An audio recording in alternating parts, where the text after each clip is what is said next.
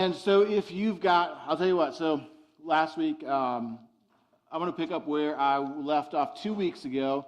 And again, just as a reminder, I don't know if you ever saw these books. I know I've mentioned them a couple of times, but this is what we've been going through Third Talks, at least as I've done it. The Nevertheless I Live, the book, and the student guide that goes along with the book. If you're looking for a resource that really kind of guides you through, I'd say almost kind of disciples and really take some of the concepts and things that we talk about here, some of the, the truths from Scripture, breaks them down, relevant, practical, very easy to understand. I found that was, at least for me, when I read that book, and I've read it several times, really easy to understand and digest.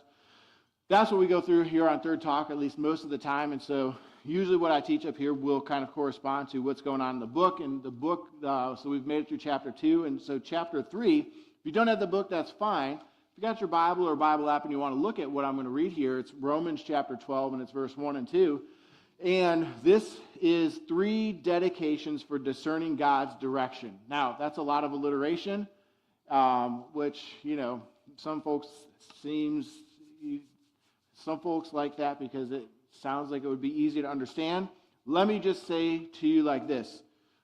These 2 verses talk about 3 ways to set yourself apart to recognize God's guidance. I don't know about you, but when we think about, taking direction or God leading us, a lot of times we use those terms like, I feel like led to do something. I felt like, Steve Currington says prompted a lot of times, but kind of those action words. And I don't know if you've ever really felt like in your life or your adult life, like God really spoke to you some way and you really just sensed that he wanted you to do this thing or perhaps to stop doing this thing or something like that.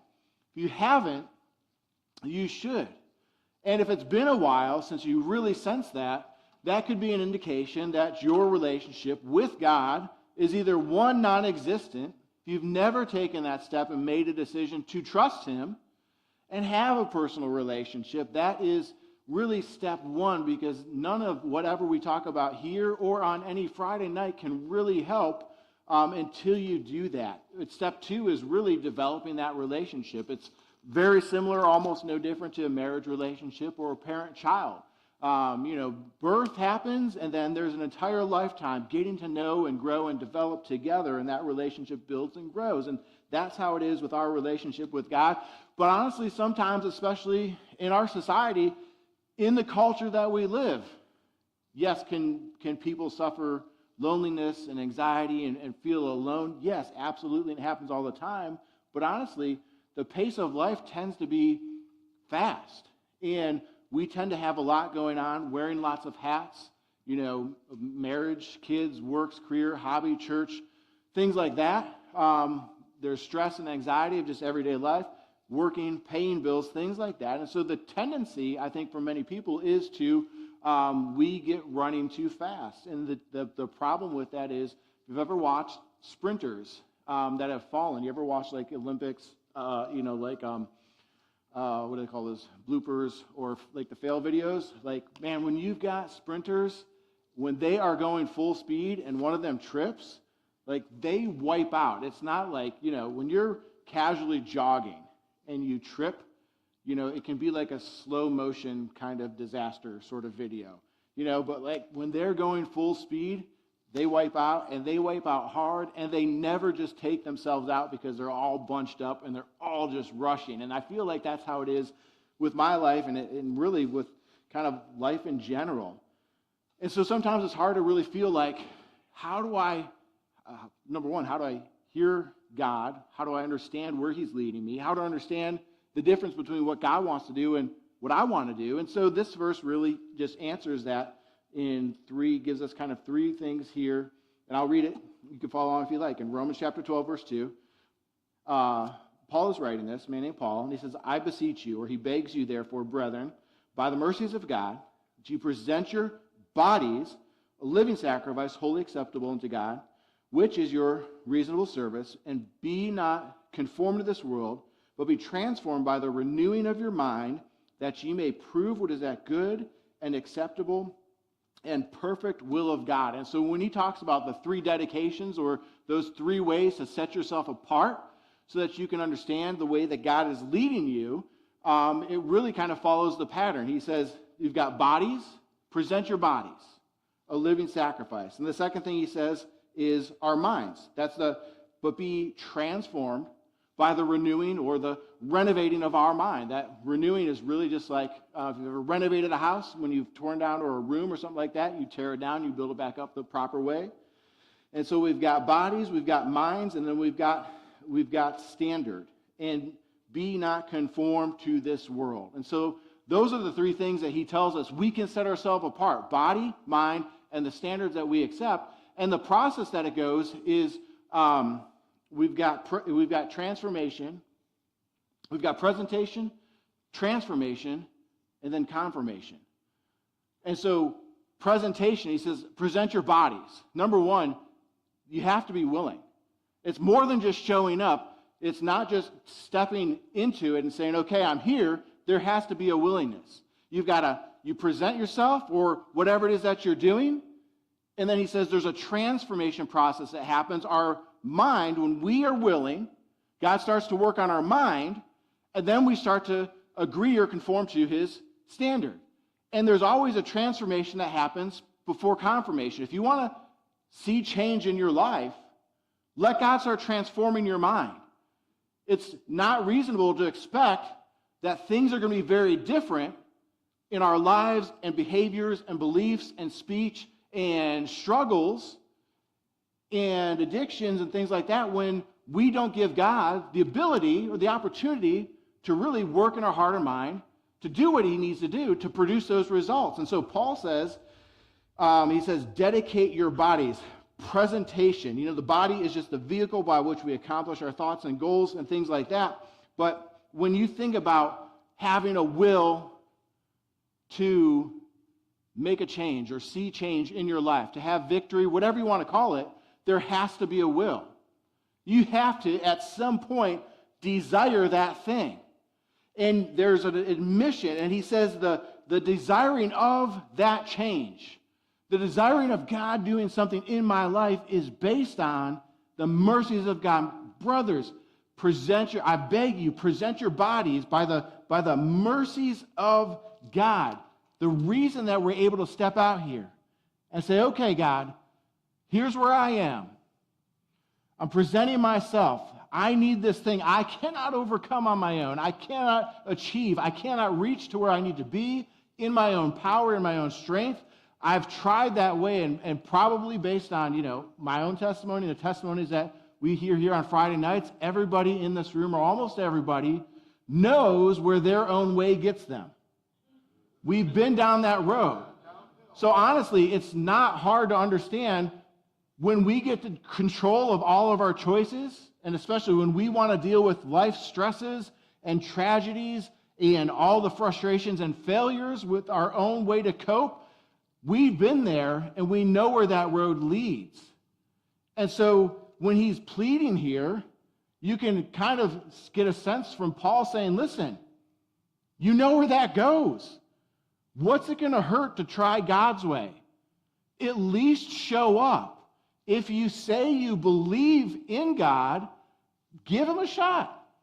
I know where my way goes, and I'll be honest, I also know how God's way works out. And it's not so much that I don't understand that. It's just that I don't think about it as much as I should. And that's the second part. He says, number one, if you're going to present yourself, dedicate your body, whatever area, and that might be your whole body, that might be a certain area of life. That could be work, that could be family, that could be child raising, that could be friends, that could be church, that could be hobbies, careers.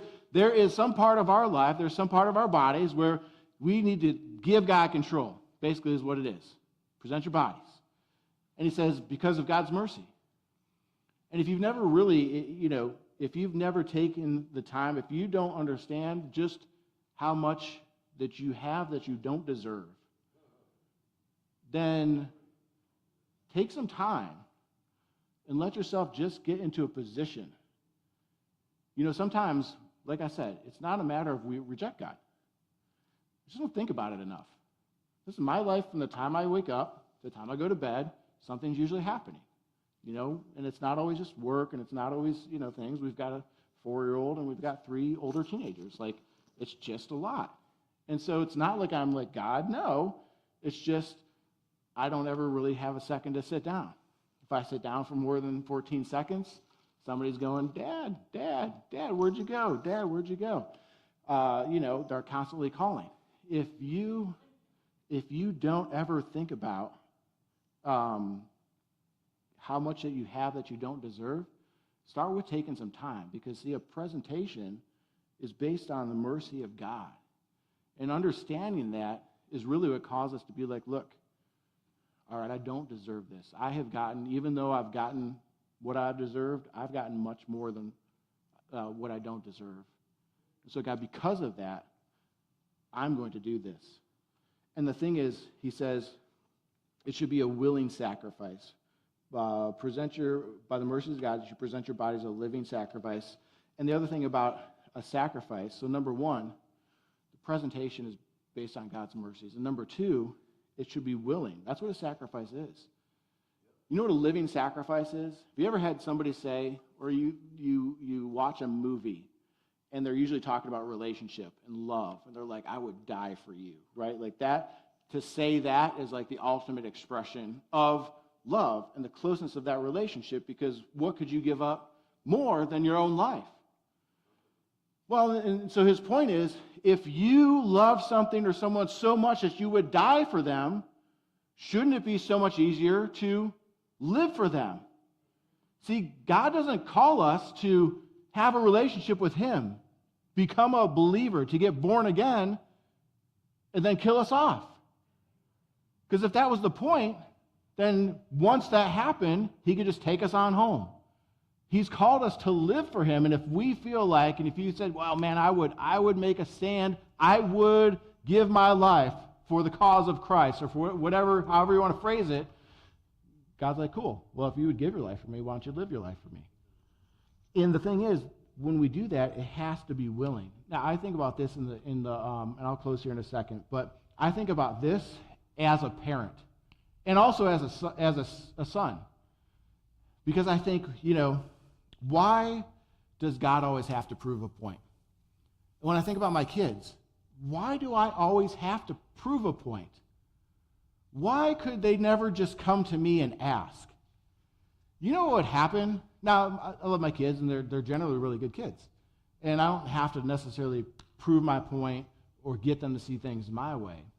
But I often wonder, why didn't I ever just go to my parents? I mean, they loved me. I made it so hard for them as a young person with the choices that I made and the lifestyle I lived. I mean, I can't even imagine. I've never really had those conversations with them because, honestly, I'm too ashamed to bring that up. But I wonder, why did I have to make it so hard? Why wouldn't I just go to them for the help that I was looking for?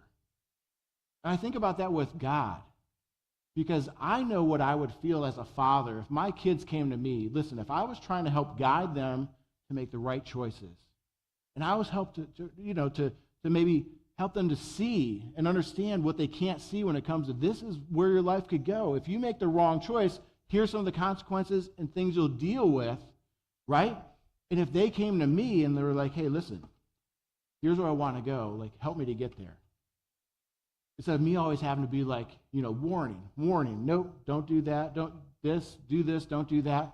They came to me, you know how I would feel as a father?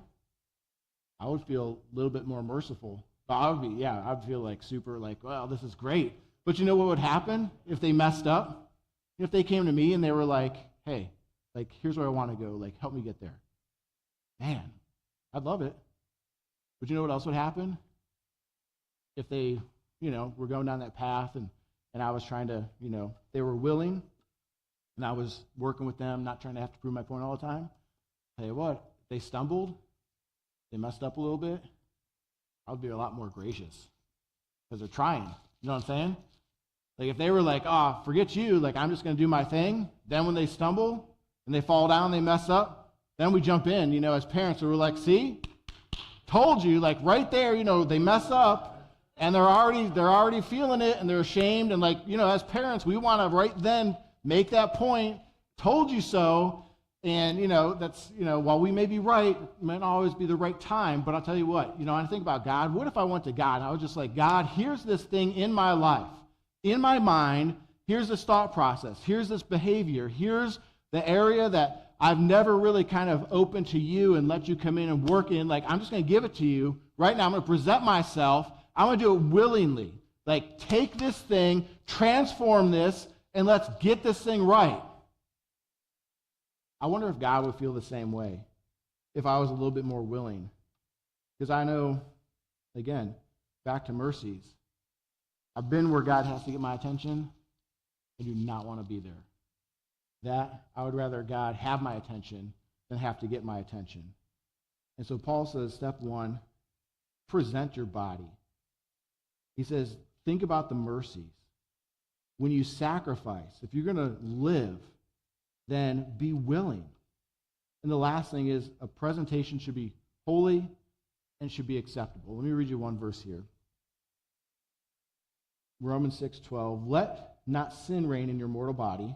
Don't let sin control, that you should obey it in the lust thereof. Neither yield you your members, that's members or physical hands, eyes, tongues, feet, as instruments of unrighteousness, but yield yourselves to God as those that are alive from the dead, and your members as instruments of righteousness. What's he saying? God says, be ye holy, for I am holy. A sacrifice, especially when we're talking to God, when we present our bodies a living sacrifice, it should be because of the mercies of God. We should understand a little bit why we're doing it, and that's a reasonable thing. By the way, God already knows his plan for your life. He says, my will is good and acceptable and perfect. You prove it. See, that's where God's trying to move us. God already knows what he thinks about his plans for your life. They're good, they're acceptable, they're perfect. He wants you to prove it. He wants me to prove it. But he says, if you're going to do that, you've got to be willing. Listen, if you're going to make a sacrifice, you've got to be willing. And it's got to be holy because it's to God. And it's got to be acceptable. And if we're not going to be willing to do that, and we're not going to let something die, sacrifice, something dies. And that doesn't always mean physically. Death is just separation, right? So when we sacrifice something, that means there's the death of something else. It's not our minds necessarily. It's not our bodies. A lot of time, you know what that death is? It's our decision-making process, especially in that moment. It's our desires. A lot of times, honestly, if we're going to take God's way, the thing that dies, we're going to sacrifice. We're going to yield and say, okay, God, I failed miserably, or I haven't failed yet, but I want success in this relationship. I want success. I need success in this job. It has to sustain me. I don't want my kids to go down this path. Lord, I have to change now so I don't teach them the wrong things. I'm going to yield to you. You know what often is a thing that dies when we make that commitment? It's fairness. It's fairness. Because God, we look at life and we say, I have these expectations. And if I'm going to do this and I'm going to present myself and say, God, all right, you've got control, let's do this thing, there's expectations that come with that, and when they're not met, then that affects us often in a negative manner. But if you look at what Jesus, just read the Gospels sometime if you're interested, look at how Jesus dealt with everybody. Did you know that, Jesus didn't heal everybody? He didn't. He could have, but he didn't. He did not heal everybody that needed healing. He didn't raise up everybody that was dead. In fact, one of his close friends, his family came to him and said, we need you to come now. He's dying. Jesus didn't. He let him die. He let him die. And he came 3 days later and raised him from the dead to make a bigger point. But imagine if you're that family. Imagine if you're in that crowd and she gets healed and your family doesn't. It's not fair. God, why? You see, that's the thing, but God had bigger plans. And in the scriptures, we get to see some of those, but in our lives, because we're in the moment, we don't. And so a lot of times, fairness as we define it is the sacrifice for letting God work in our life when we present ourselves. And so if you understand that God's not only unfair, he's so much unfair in our favor that it's ridiculous to to criticize them for being unfair, but you have to understand that as we see fairness, that is a thing that's going to die. If you're going to present some part of your body and give it to God and expect him to work in your heart, in your mind, or in your life, understand God's going to do it, and he's going to do it in his way. It might not seem fair to you, but because you understand how merciful God is, you understand he's been so much more unfair in your favor than we ever deserve. So that's the first presentation. If you do that, if you say, hey, listen, give it to God, and really just let him work, unencumbered, uninhibited, get in the Bible, get in the strongholds, do that thing, grow that relationship. It'll be surprising how much God works and what he does and how fast he does it. All right, so with that being said, one announcement for today. So anyways, I want to remind everybody, we'll take offering here in just a second next week. I believe Cynthia's got food next week, right? All right, 6:30, food's in the back for anybody that wants to come. And we got some awards tonight? Sweet! Awards. Oh, we got a couple. All right.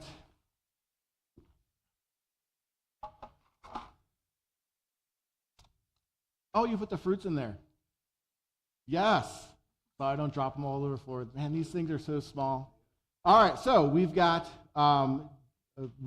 Denise is getting her Behold, Enthusiasm fruit and the tree here. Give her a big round of applause. Congratulations. Listen, congratulations.